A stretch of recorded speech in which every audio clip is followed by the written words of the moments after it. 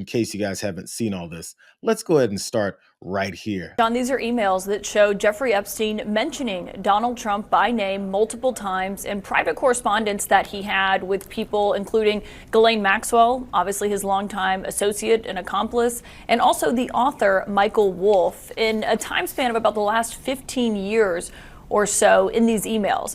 Now, these are coming out from the House Oversight Committee. They had issued a bipartisan subpoena to Jeffrey Epstein's estate, John, as you know, earlier this year.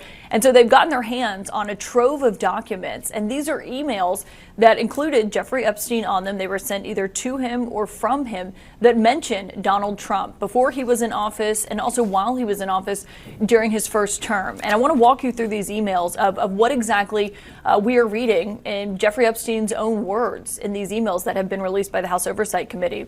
And in one of them, Jeffrey Epstein says, and I should note, Trump did not send or receive any of these messages. He's not a party to these emails, John, but these are emails from Jeffrey Epstein to Ghislaine Maxwell. This is one from April 2nd, 2011. And in this email, Jeffrey Epstein writes to Ghislaine Maxwell and says, quote, "I want you to realize that the dog that hasn't barked is Trump. There's a name that's redacted, which the House Oversight Committee has said is a victim of Jeffrey Epstein's. Obviously, we have not been able to independently confirm that because her name is redacted from this email. But they say redacted spent hours at my house with him. He has never once been mentioned, police chief, etc. I'm 75% there." Ghislaine Maxwell responds to that email, John, and says, quote, "I have been thinking about that." Now, there's no context for that message in this release of what we're getting. Obviously, this was a time span, and this was about 3 years after Jeffrey Epstein had accepted what is now known as that sweetheart deal. There's Caitlin Collins talking about these latest trove of emails. Not even latest. Now, some emails that were released from Jeffrey Epstein talking about his relationship with Donald Trump. Crazy. What we saw there was information about Epstein talking to Ghislaine Maxwell, his accomplice in their child sex trafficking ring, about how Donald Trump spent hours at his house with this victim whose name was redacted. The shit is hitting the fan. There's more than just that one email. In fact, there's a few of these emails. And there's also other emails that have been released by the committee this morning, including between Jeffrey Epstein and Michael Wolff. People will remember Michael Wolff, of course, the author who wrote a book on the inner workings of Trump's West Wing back in 2018 during his first term. He is someone who has talked at length about his own correspondence with Jeffrey Epstein, published audio recordings of those conversations between the two of them. And in another email, and this seems to be a reference to Donald Trump saying that he kicked Jeffrey Epstein out of his Mar-a-Lago club. And Jeffrey Epstein writes to Michael Wolff and says, quote, "Trump said he asked me to resign." And he adds, John, "Never a member ever. Of course, he knew about the girls as he asked Ghislaine to stop." Now, again, we don't have the context of this email, but John, that comes as in recent months, we've heard President Trump himself and the White House say that Jeffrey Epstein was kicked out of Mar-a-Lago for being a creep. And Trump himself told reporters on Air Force One that he was trying to poach women, he and Ghislaine Maxwell, from the Mar-a-Lago spa. And that was why they had such a falling out and why he ultimately asked Jeffrey Epstein to leave the Mar-a-Lago club. We're getting more answers on the whole dispute over how they broke up and how he was kicked out of Mar-a-Lago and apparently was never even a member in the first place. But why would you believe Jeffrey Epstein? He's a dead liar, child trafficking pedophile, right?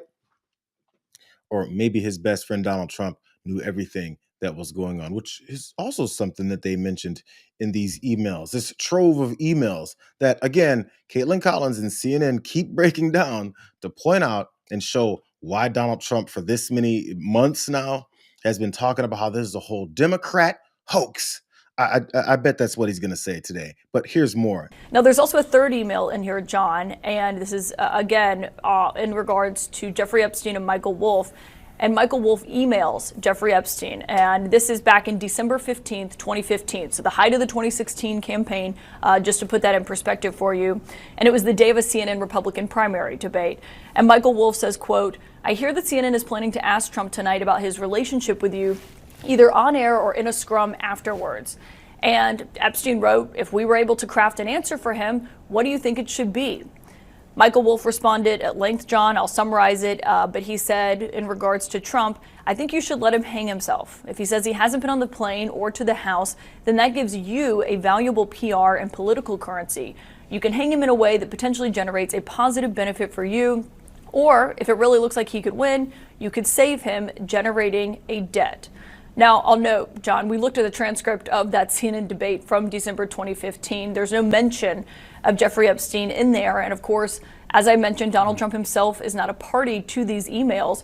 But what this shows is Jeffrey Epstein mentioning Donald Trump by name multiple times at a moment here in Washington when their relationship has come under incredibly intense scrutiny, John. We're getting more and more and more, even up to the presidential election the first time around. That was 2015. He and Michael Wolff, that is Jeffrey Epstein, were talking about ways that they could craft or play this whole thing when or if the Epstein situation gets asked to Donald Trump at the time.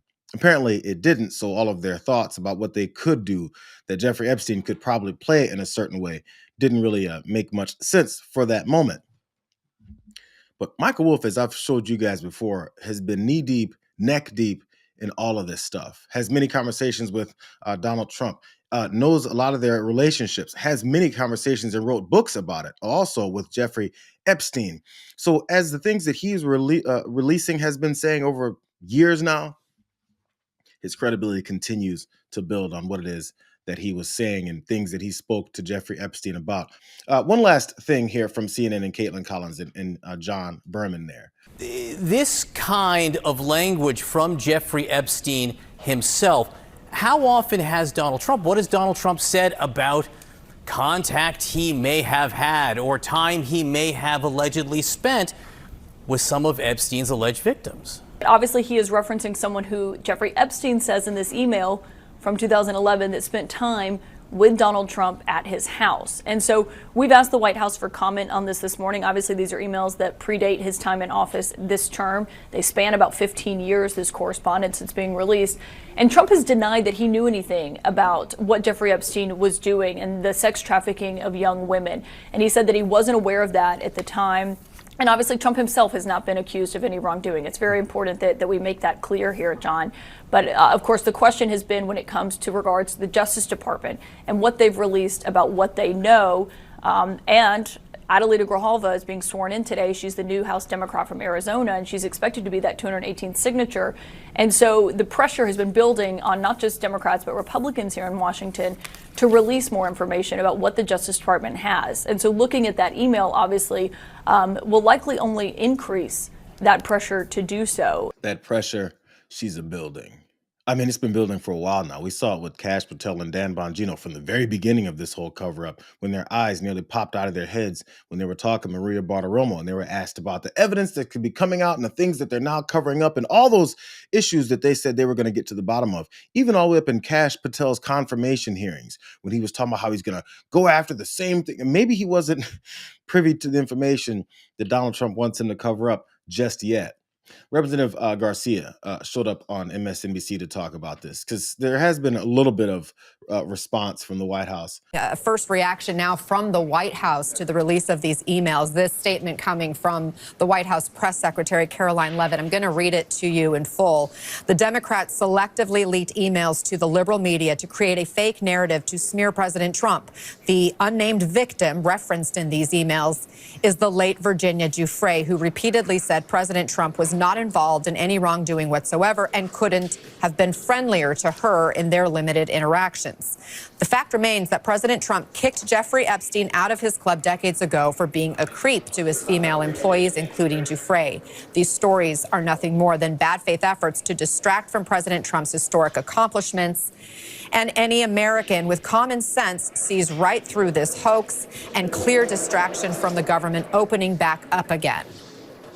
What's your response to that?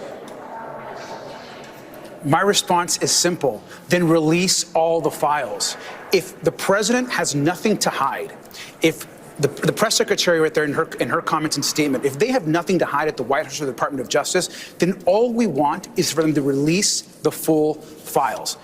It's very clear. You can't spend your entire campaign saying you're going to do something and make a commitment to the American people and then backtrack. And so we're going to ensure, one, we always are going to protect the victims and survivors. And if they want to clear the president's name, and more importantly, also all of the other men and powerful men that may have been involved, then release the files today. That should be the response from the White House. Check out that White House defense. I believe Caroline Leavitt's the one who released that bullshit statement. Their defense is to use Virginia Giuffre, the woman who, I guess, committed suicide earlier this year after she was one of the main vocal voices against this whole thing, who also brought down Prince Andrew over there in the UK. They're going to use her as a character witness, even though she's been one talking about how horrific this whole thing was with Donald Trump's best friend, Jeffrey Epstein and Ghislaine Maxwell. Somehow they think they can use Virginia's name and memory as some kind of way to make them look better. Even Virginia Giuffre said that Donald Trump never did anything wrong, because we're going to use her and her whole family that were pushing back against our huge cover-up of this whole thing somehow as our pawn. Look how disgusting these pieces of shit are. It illustrates clearly how they don't give a damn. How these other victims that have come forward and talked about how they want all this information released and they've ignored and called it a hoax after they've demanded that these things be released and the justice that they keep seeking becomes reality. They've been ignoring them and throwing up middle fingers at them. It's pretty obvious that they're willing to use people to no end, even the victims of this guy, to try and let this guy in the White House off the hook. That's an insult. And on top of that, the back end of that response, they're just trying to stop all of this great momentum and huge historic successes of this Trump administration. That ain't working either, because everyone sees that this is a trash administration that's destroying as many lives as possible. You can't even hide behind that lie because everyone can see the reality. Here's more from this interview with Representative Garcia. What questions specifically do you have for the president about these emails? Well, my questions to the president would be, first, is what was your relationship with Jeffrey Epstein? I mean, did you know what was happening? He was obviously running a huge sex trafficking ring. Why are there so many cases of these connections back to Mar-a-Lago? Jeffrey Epstein himself said that Donald Trump was one of his best friends. Why would he say that? And there's so many questions to ask. And the president could right now end all of the speculation and do the right thing for the survivors by releasing the files. The president himself has said that he has done nothing wrong, then release the files. Because we know for a fact that there are many, many powerful men, some of the most powerful, wealthiest men in this country that have done and committed harm to children and to girls and women in this country. And those women deserve justice. So it is time to end this White House cover-up and release the Epstein files today. If these emails were selectively leaked the way that the White House expects anyone to believe, what else did they pick and choose from? How do you have that information? And if you have that information, why haven't you released it yet? As Representative Garcia keeps talking about, the lies have run out. The corners are surrounding them. You got to do and say something else now, bro. And I really hope the journalists that are in front of them will start asking them, why is it you've been lying about this then? Because now the story has to change because evidence continues to come out that shows they've been lying. I really hope they ask, why have you been lying about this for so long? Why is it that you're covering up for, I guess you can just say, these rich and powerful men that Donald Trump is covering up for and not include Donald Trump in those rich and powerful men, even though Donald Trump said the guy who's running this whole thing for rich and powerful men was one of his best buddies. Hey, here's one of these lies. Maybe Todd Blanche should answer for this. Because as Aaron Parnas pointed out here, these emails, this is what I thought about when I read one of those emails. These emails contradict Ghislaine Maxwell's interview with Todd Blanche, who was Donald Trump's former personal attorney who lost those cases for him when he was getting, caught up in catching those cases for his criminal activity.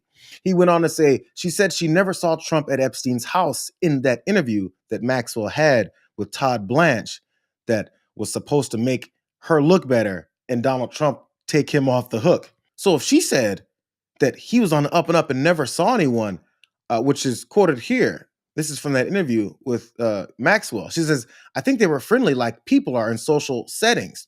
I don't think they were close friends, or I certainly never witnessed the president in I don't recall ever seeing him in his house, for instance.